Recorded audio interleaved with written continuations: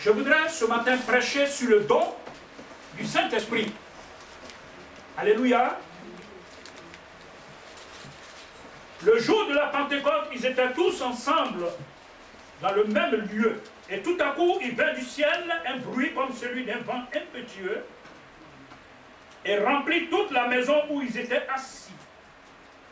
Des langues semblables à des langues de feu leur apparurent, séparées les unes des autres, et se posèrent sur chacun d'eux. Et ils furent tous remplis du Saint-Esprit et se mirent à parler en d'autres langues selon que l'Esprit leur donnait de s'exprimer. Alléluia. Amen. Or, il y avait en séjour à Jérusalem des Juifs hommes pieux de toutes les nations qui sont sous le ciel. Au bruit qui eut lieu, la multitude accourut et elle fut confondue parce que chacun les entendait parler dans sa propre langue. Ils étaient tous dans l'étonnement et la surprise, et ils se disaient les uns aux autres, voici ces gens qui parlent, ne sont-ils pas des Galiléens? Et comment les entendons-nous dans notre propre langue, à chacun dans notre langue maternelle? Parthes, Mèdes, Élamites, ceux qui habitent la Mésopotamie, la Judée, la Cappadoce, le Pont, l'Asie, la Phrygie, la Pamphylie, l'Égypte, le territoire de la Libye voisine de Cyrène, et ceux qui sont venus de Rome, juifs et prosélytes, crétois et arabes. Comment les entendons-nous parler dans nos propres langues des merveilles de Dieu? Ils étaient tous dans l'étonnement et ne sachant que penser, ils se disaient les uns aux autres, que veut dire ceci? Mais d'autres se moquaient et disaient, ils sont pleins de vin doux. Alors Pierre se présentait avec les 11, éleva la voix et leur parla en ces termes. Hommes juifs, et vous tous qui séjournez à Jérusalem, sachez ceci et prêtez l'oreille à mes paroles. Ces gens ne sont pas ivres comme vous le supposez, car c'est la 3e heure, c'est-à-dire 9 heures. Alléluia. Amen. Mais c'est ici ce qui a été dit par le prophète Joël. Dans les derniers jours, dit Dieu, je répandrai de mon esprit sur toute chair. Vos fils et vos filles prophétiseront. Vos jeunes gens auront des visions et vos vieillards auront des songes. Oui, sur mes serviteurs et sur mes servantes, dans ces jours-là, je répandrai de mon esprit. Ils prophétiseront. Je ferai paraître des prodiges en haut dans le ciel et des miracles en bas sur la terre, du sang, du feu et une vapeur de fumée. Le soleil se changera en ténèbres et la lune en sang avant l'arrivée du jour du Seigneur, et ce jour grand et glorieux. Alors quiconque invoquera le nom du Seigneur sera sauvé. Ô Israélites, écoutez ces paroles. Jésus de Nazareth, cet homme à qui Dieu a rendu témoignage devant vous par les miracles, les prodiges et les signes qu'il a opérés par lui au milieu de vous, comme vous le savez vous-même, cet homme, livré selon le dessein arrêté et selon la prescience de Dieu, vous l'avez crucifié, vous l'avez fait mourir par la main des impies. Dieu l'a ressuscité en le délivrant des liens de la mort, parce qu'il n'était pas possible qu'il fût retenu par elle. Car David dit de lui, je voyais constamment le Seigneur devant moi, parce qu'il est à ma droite, afin que je ne sois point ébranlé. Aussi, mon cœur est dans la joie et ma langue dans l'allégresse. Et ma chair reposera avec espérance. Car tu n'abandonneras pas mon âme dans le séjour des morts, et tu ne permettras pas que ton sein voie la corruption. Tu m'as fait connaître les sentiers de la vie, et tu me rempliras de joie par ta présence. Alléluia. Amen. Hommes, frères, qu'il me soit permis de vous dire librement, au sujet du patriarche David, qu'il est mort, qu'il a été enseveli, et que son sépulcre existe encore aujourd'hui parmi nous.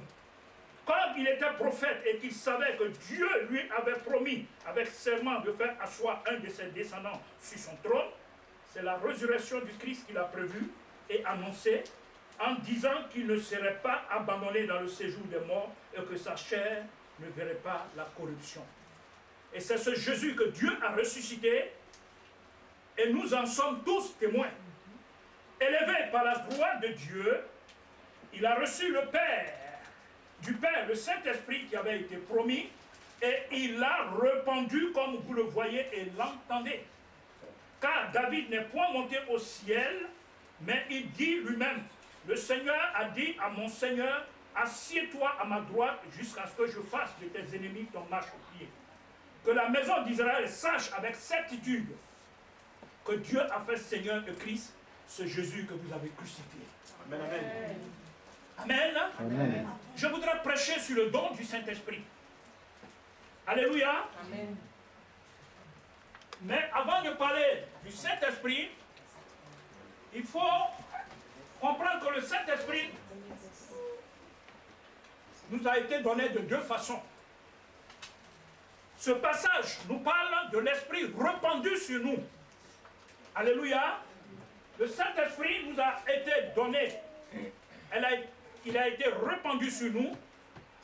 Et il y a un autre aspect qu'on appelle le Saint-Esprit demeurant en nous, que nous allons voir tout à l'heure.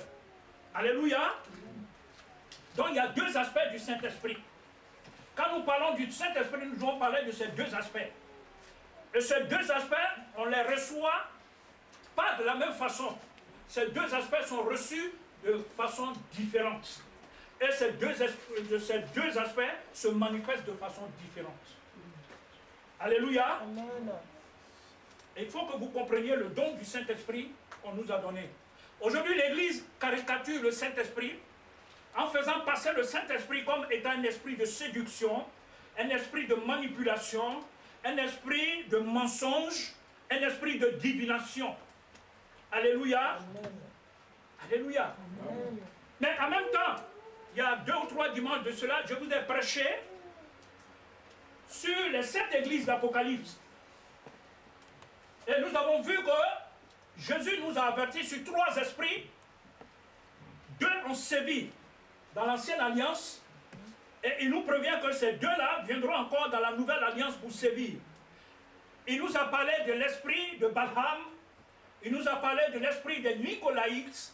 Il nous a parlé de l'esprit de Jézabel. Alléluia. Amen.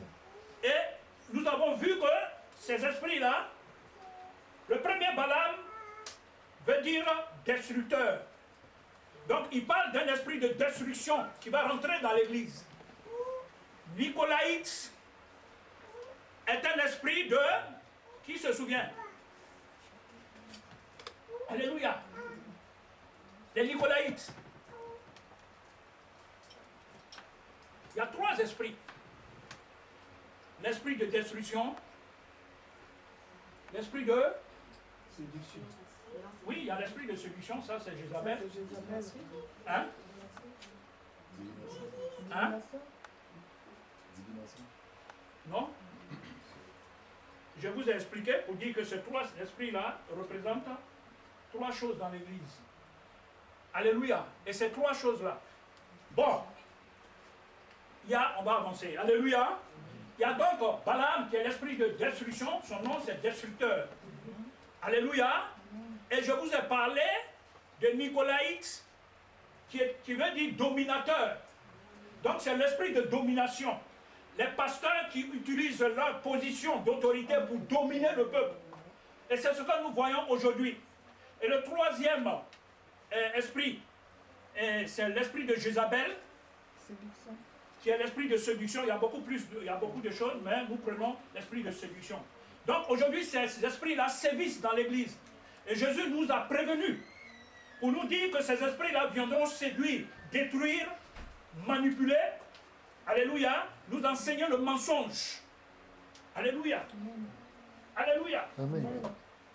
Donc pour bien cerner le Saint-Esprit, nous allons retourner dans le livre d'Ézéchiel 36 au verset 26. Prenons même à partir du verset 24. Dieu va commencer à préparer la venue du Saint-Esprit. Ézéchiel 36, verset 24 à 26. Qu'est-ce que Dieu dit? Si quelqu'un a qui le lise rapidement, on va avancer. Alléluia. Ouais, Ézéchiel 36 à partir du verset 24. Alléluia. Il dit, je vous retirerai d'entre les nations, je vous rassemblerai dans tous les pays et je vous ramènerai dans votre pays. Je répandrai sur vous une eau pure et vous serez purifiés. Je vous purifierai. Je vous purifierai de toutes vos souillures et de toutes vos idoles. Je vous donnerai un cœur nouveau et je mettrai en vous un esprit nouveau. Alléluia. Amen. J'ôterai de votre cœur le cœur de pierre et je vous donnerai un cœur de chair. Alléluia. Vous avez vu que ce passage-là, pour ceux qui ont l'esprit, vont comprendre que Dieu prépare la venue du Saint-Esprit. Il dit au peuple d'Israël, je vais vous purifier. Je vais purifier votre corps de toute souillure, afin que vous soyez sans péché.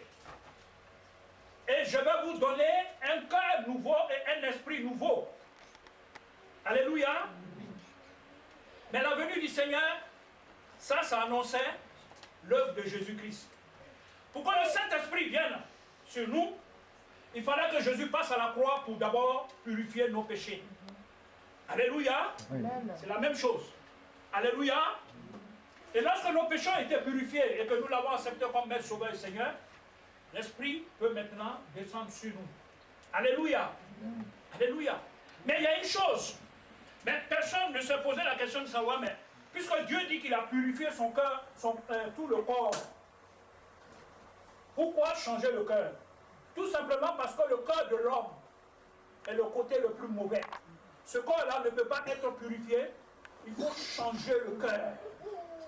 Enlever ce cœur de pierre et mettre à la place un cœur de chair afin qu'un esprit nouveau vienne habiter en nous. Alléluia. Donc le Saint-Esprit nous a été donné sur une base bien précise. Alléluia. Alléluia. Pour en revenir au Saint-Esprit répandu sur nous, il est important de savoir comment le Saint-Esprit, comment nous l'avons reçu. Mais je vous enseigne en même temps pour vous dire que ce n'est pas par nos œuvres, ce n'est pas par le jeûne et la prière qu'on reçoit le Saint-Esprit. Alléluia. Alléluia. Hein? Alléluia. Le Saint-Esprit ne nous a pas été donné parce que nous avons